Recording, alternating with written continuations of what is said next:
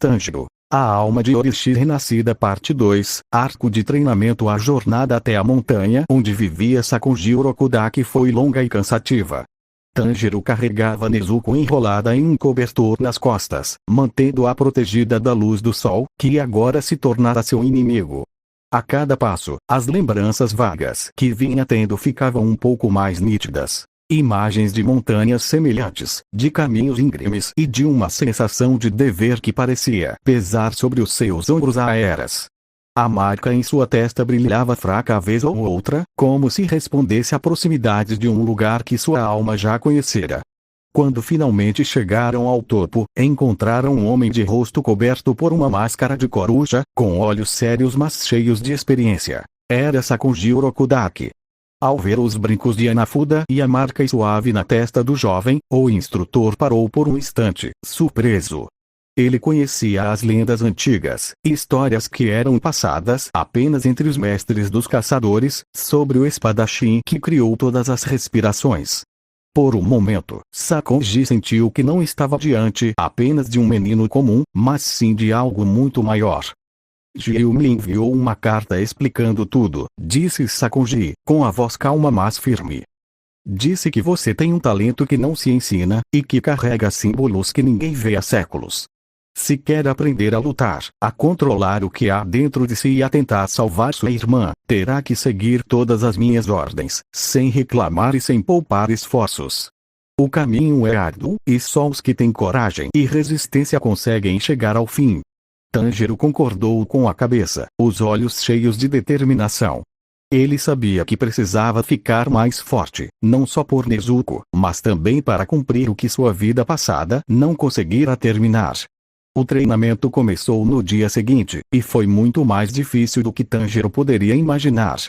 No início, Sakonji focou no desenvolvimento do corpo e dos sentidos, pois sabia que a base de qualquer espadachim estava na capacidade de perceber o mundo ao redor. Ele fazia Tanjiro correr por trilhas íngremes e escorregadias dezenas de vezes por dia, carregando pedras pesadas amarradas ao corpo. Fazia-o ficar imóvel por horas sob cachoeiras geladas, ouvir os sons da floresta para identificar cada animal, cada folha que se movia, cada vento que soprava. Para qualquer outra pessoa, aquilo seria exaustivo e impossível de suportar. Mas para Tanjiro, era diferente. Cada exercício, cada movimento, cada esforço parecia despertar algo adormecido dentro de si. Quando corria pelas montanhas, seu corpo se movia com agilidade e equilíbrio naturais, como se já tivesse percorrido aqueles caminhos milhares de vezes. Quando tentava ouvir os sons ao redor, sua mente se aquietava e ele conseguia enxergar o ambiente ao seu redor apenas pelos ruídos, como se uma memória antiga guiasse a sua percepção. A marca em sua testa brilhava cada vez mais forte à medida que ele se concentrava, e Sakonji observava tudo em silêncio, cada vez mais convencido de que havia algo de extraordinário naquele jovem. Depois de meses preparando o corpo e os sentidos, Sakonji finalmente entregou a ele uma espada de madeira e começou a ensinar os princípios da respiração da água, o estilo que ele mesmo criara e ensinava.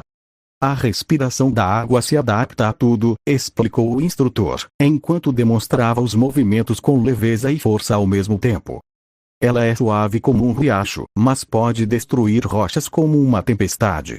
Aprenda a fluir como a água, a se mover com seu ambiente, e a sua espada se tornará uma extensão de si mesmo. Tanjiro observou cada detalhe, absorvendo tudo com atenção. Quando tentou repetir o primeiro movimento, porém, algo estranho aconteceu. Seu corpo agiu por conta própria. A postura ficou mais ereta, os pés se posicionaram de forma diferente, e o golpe que ele desferiu foi diferente do que Sakonji havia ensinado. Era mais reto, mais brilhante, mais forte, como se a luz do sol estivesse na ponta da lâmina.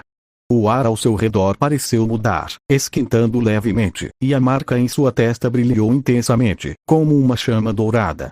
Sakonji arregalou os olhos, surpreso. Ele reconheceu aquela sensação, mesmo que só tivesse ouvido falar dela em histórias antigas. O que foi isso? Perguntou o instrutor, aproximando-se devagar. Não era um movimento da água que eu te mostrei. Tanjiro parou, ofegante, confuso com o que havia acontecido. Eu não sei. Eu tentei fazer como o senhor ensinou, mas de repente, lembrei de algo. Uma forma de segurar a espada, um jeito de respirar que parecia ser o correto. Sentia que, se eu fizesse da outra forma, estaria errando. Sakonji ficou em silêncio por um longo tempo. Ele compreendeu então o que Gyu quis dizer.